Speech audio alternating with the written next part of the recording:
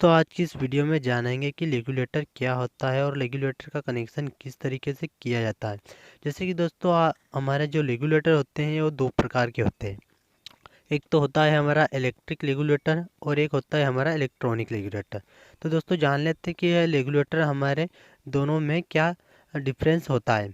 तो दोस्तों आपको बता दूं, जैसे हमारा इलेक्ट्रॉनिक रेगुलेटर होता है वो हमारे रेगुलेटर होता है। जो इलेक्ट्रॉनिक रेगुलेटर होता है उसमें हमारे छोटे छोटे कंपोनेंट्स लगे रहते हैं जो कि हमारे स्पीड को कम ज़्यादा करने के लिए लगे रहते हैं। जैसे कि मान लें तो दोस्तों हमारे दोनों रेगुलेटर सेम ही काम करते हैं। हमारे फ़ैन की स्पीड को कम ज़्यादा करने के काम में हम लेते हैं। तो दोनों का काम सेम है, बाकी उनका काम करने का तरीका अलग है। पहले हम जान लेते हैं कि हमारा इलेक्ट्रॉनिक रेगुलेटर किस तरीके से काम करता है।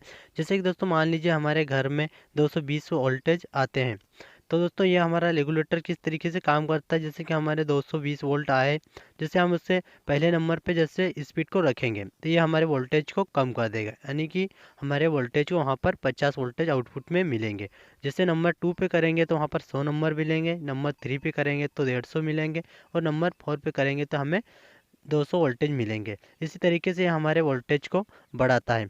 और जैसे कि आपको बता दें, जैसे इधर से हमें 220 वोल्ट मिल रहे तो ये हमारे वोल्टेज को डायरेक्ट ही कम करके हमारे पंखे को मिलेंगे। इसी कारण हमारा जो पंखा रहता है वो हमारा कम ज़्यादा स्पीड में चलता है, जिस तरीके से हम रेगुलेटर को सेट करेंगे। तो इस तरीके से हमारा इलेक्ट्रॉनिक रेगुलेटर में इलेक्ट्रॉनिक कंपोनेंट लगे रहते हैं जो कि हमारे वोल्टेज को डायरेक्ट ही कम करता है। इसी कारण ये हमारा रेगुलेटर्स के से इलेक्ट्रॉनिक रेगुलेटर से हमारे बिजली बिल भी हम बचा सकते हैं। और दूसरा हमारा आता है इलेक्ट्रिक रेगुलेटर। जैसे कि दोस्तों हमारा इलेक्ट्रिक रेगुलेटर में ऐसे कोई कंपोनेंट नहीं लगे रहते। तो दोस्तों आपको मैं बता दूं, इलेक्ट्रिक रेगुलेटर में हमारा ट्रांसफार्मर जैसी वाइंडिंग की हुई रहती है। तो दोस्तों ये इलेक्ट्रिक रेगुलेटर हमारे पंखे की स्पीड को तो कम ज़रूर करता है। तो दोस्तों आपको मैं बता दूं ये किस तरीके से फैन की स्पीड को कम करता है।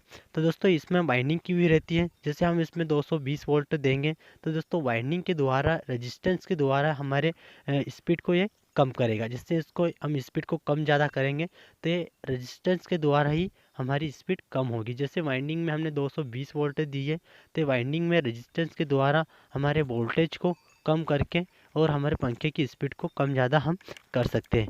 बाकी दोस्तों आपको मैं बता दूं, इलेक्ट्रिक रेगुलेटर से हमारे बिजली बिल को हम नहीं बचा सकते, क्योंकि दोस्तों इसमें वाइंडिंग की हुई रहती है। जैसे हम 220 वोल्ट देंगे तो दोस्तों ये हमारे वोल्टेज को रेजिस्टेंस के द्वारा कम तो कर देगा, बाकी हमारे वोल्टेज को कम करने के बाद हमारे पंखे को तो हम कम ज़्यादा कर सकते हैं, बाकी हमारे बिजली बिल को हम इससे नहीं बचा सकते। क्योंकि इसमें 220 वोल्टेज देंगे तो ये 220 वोल्टेज को ही खपत करेगा, क्योंकि इसमें वाइंडिंग की हुई रहती है। ऐसा इसमें कोई ऐसा कंपोनेंट नहीं लगा हुआ रहता जिससे कि हमारे वोल्टेज को हम बचा सके या हमारा जो बिजली बिल है वो हमारा बच सके। तो दोस्तों इलेक्ट्रिक रेगुलेटर में हमारा बिजली बिल बिल्कुल भी हम नहीं बचा सकते।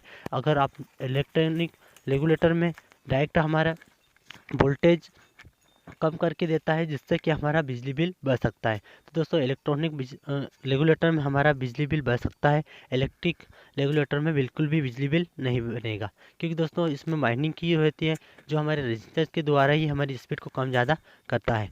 तो दोस्तों यही थे हमारे इलेक्ट्रॉनिक रेगुलेटर और इलेक्ट्रिक रेगुलेटर में डिफरेंस। पंखे में रेगुलेटर का कनेक्शन किस तरीके से कर सकते हैं। तो पहले दोस्तों आपको क्या करना है, न्यूट्रल को लेकर डायरेक्ट आपको फैन के एक पॉइंट में दे देना है। जैसे कि हम न्यूट्रल फेस को जोड़ते हैं तो आपको क्या करना है, न्यूट्रल को डायरेक्ट ही जुड़ा रहने देना है। उसके बाद आपको क्या करना है, फेस को डायरेक्ट आपके बोर्ड के जो स्विच रहता है स्विच में आपको दे देना है। और दूसरे पॉइंट से आपको क्या करना है, रेगुलेटर का एक तार आपको उस स्विच में दे देना है। और दूसरा जो रेगुलेटर एक वायर बचेगा उसको क्या करना है दोस्तों, जा करके आपके डायरेक्ट पंखे में आपको लगा देना है, जिससे कि हमारा रेगुलेटर का कनेक्शन कंप्लीट हो जाएगा। तो इसी तरीके से हम रेगुलेटर का कनेक्शन करते हैं दोस्तों।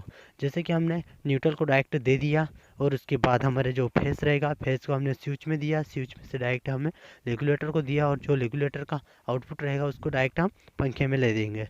तो इसी तरीके से हमारा रेगुलेटर का कनेक्शन होता है। अगर दोस्तों आपको वीडियो पसंद आए तो लाइक शेयर सब्सक्राइब करें और नीचे कमेंट्स करें।